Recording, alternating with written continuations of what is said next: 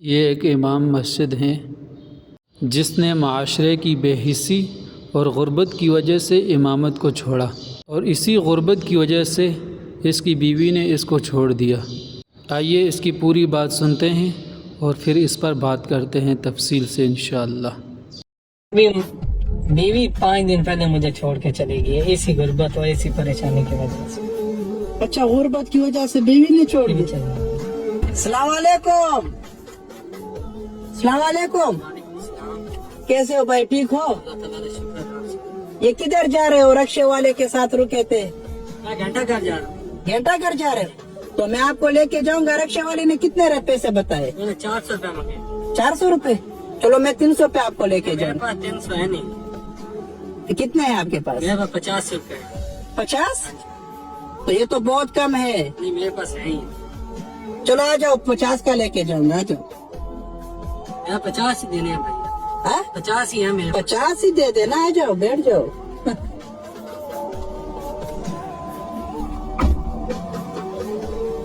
50 روپے ہے آپ ہاں کے جی، پاس؟ میرے پاس 50 ہے۔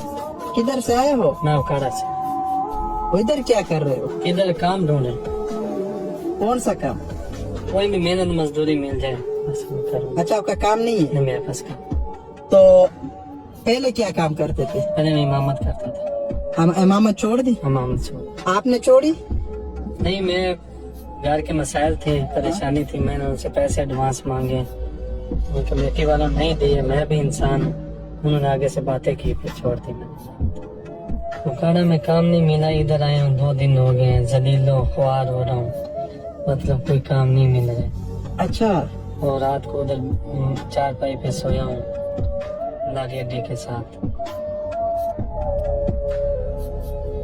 تو گھر پہ جب آپ نکلو تو گھر پہ وہ راشن وغیرہ تھا، ضروریات کی سامان تھا؟ نہیں تھا، اتنا خاص نہیں تھا، بس آدھا کلو گھی پڑا تھا۔ والدہ میری بیمار ہے، بس اس نے روٹیاں پکانی ہوتی ہیں بس۔ اور آپ کا وائف؟ بیوی نہیں ہے آپ کا؟ حال دل کس کو سنائے، بیوی ہے، 2 بچے بھی ہیں۔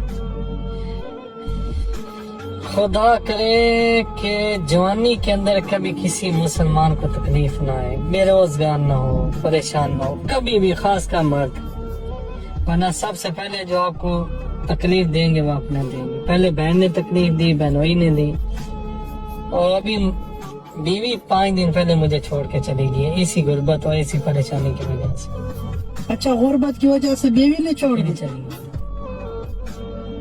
بچے بھی لے کے گیا؟ 2 بیٹے ہیں میرے، ایک 2 سال کا ہونے والا اور ایک 65-66 دن کا۔ وہ چلی گئی، خاص بول کے گیا ہے ہمیں طلاق دے دیں۔ میں نے بولا بلا لو لوگوں کو، لے لو، کوئی بات نہیں۔ تو آپ نے مطلب آپ تو بہت دکھی ہوئے ہو۔ زندگی میں کیا، زندگی کیا ہے انسان کی؟ اگر یہ خودکشی حرام نہ ہوتی تو میں 5 دن پہلے ہی مر چکا ہوتا۔ اچھا، پکی بات، ابھی در بدر ہوں۔ عورتوں کو کیا پتا مرد کس تکلیف سے گزرتا۔ آپ کے دل پہ کیا خواہش ہے؟ دل پہ خواہش تو بہت بڑی خواہش ہے میری، جو دنیا آخرت کی میری خواہش ہے۔ کون سا خواہش ہے؟ خواہش یہ ہے کہ ایک دفعہ دیدار مصطفیٰ مدینہ منورہ میں کم کرنا، بس عمرے پہ؟ عمرے پہ جاؤ۔ اچھا، یہ خواہش ہے؟ یہ میرے زندگی کا سپنا ہے، زندگی کا۔ تو آپ تو ابھی روزگار کا کہہ رہے تھے۔ آپ نے خواہش پوچھی ہے نا، روزگار جب ادھر جاؤں گا روزگار خود بخود ہی وہ مدینہ منورہ والا مجھے بنا کے دے گا، اللہ تعالیٰ کے ذات مجھے بنا۔ اس پہ صحیح ہے، یہ لے لے بھائی، یہ لے لے۔ ابھی اس پہ آپ کا گھر کا سسٹم تھوڑا بہت تو چلے گا نا؟ یہ میں راشن بھیجوں گا والدین۔ اچھا، اس پہ راشن بھیجو گے؟ تو گھر نہیں جانا ہے آپ نے؟ نہیں، گھر تو میں کام کا ڈھونڈوں گا، لیکن یہ لگ جائیں گے پھر میں کیا کروں؟ اچھا، کام مل جائے پھر اچھا سسٹم چل جائے گا زندگی میں۔ اور عمرے کا آپ کا بہت خواہش ہے؟ میری، میں کہتا ہوں مجھے دنیا جہاں کوئی چیز نہ ملے، مجھے مدینہ کو دے جائے، اچھا، مدینہ چلا جائے بس۔ بس۔ یہ ویڈیو معاشرے کی بے حسی کا بہترین عکاس ہے۔ جس امام نے آپ کو نمازیں پڑھائی، آپ کے بچے کو قرآن مجید سکھایا، اس کے یہ حالات ہیں۔ اس جگہ میں رہنے والے تمام لوگ اس بے حسی میں شامل ہیں اور اس کے مجرم ہیں، اور کمیٹی کے وہ لوگ جو اس میں شامل ہیں، جنہوں نے مسجد کو اپنی جاگیر سمجھا ہوا ہے، وہ سب سے بڑے مجرم ہیں، جن کو علماء کی قدر و منزلت کا علم نہیں، اور جو اپنے امام کو خادم سمجھتے ہیں، اپنا نوکر سمجھتے ہیں، پھر ان کی اولاد میں، ان کی نسلوں میں کوئی عالم پیدا نہیں ہوتا۔ آج آپ معاشرے میں دیکھیں، جہاں بھی دیکھیں، کئی سالوں سے 15 20 سال سے مسجد کمیٹی میں جڑے ہوئے ہیں، لیکن ان کے بچوں میں کوئی حافظ عالم آپ کو نظر نہیں آئے گا۔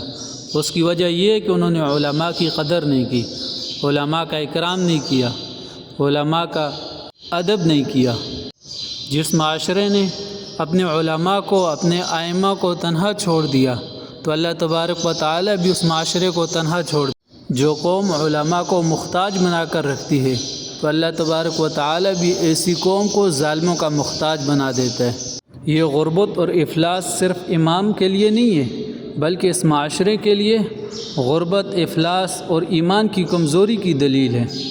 تو ہم سوچیں، اپنے ارد گرد ان سفید پوش لوگوں کا خیال رکھیں، ہم سے جتنا ہو سکے ان کا تعاون کریں، اور نہیں کریں گے تو قیامت والے دن اللہ تبارک و تعالیٰ نے ان علماء کی شان کو قرآن مجید میں بیان فرمایا، انما یخشی اللہ من عبادہ العلماء۔ اور ایک اور مقام پر اللہ تبارک و تعالیٰ نے ارشاد فرمایا، قل هل يستوي الذين يعلمون والذين لا يعلمون، کیا وہ لوگ جو جانتے ہیں اور وہ لوگ جو نہیں جانتے وہ برابر ہو سکتے ہیں؟ جن کے بارے میں نبی کریم صلی اللہ علیہ وسلم نے ارشاد فرمایا، العلماء ورثۃ الانبیاء، یہ علماء تو انبیاء کے وارث ہیں۔ لیکن ہم نے ان کا آج معاشرے میں کیا حال کیا ہے، ہم خوب جانتے ہیں، ہر بندہ خوب جانتا ہے۔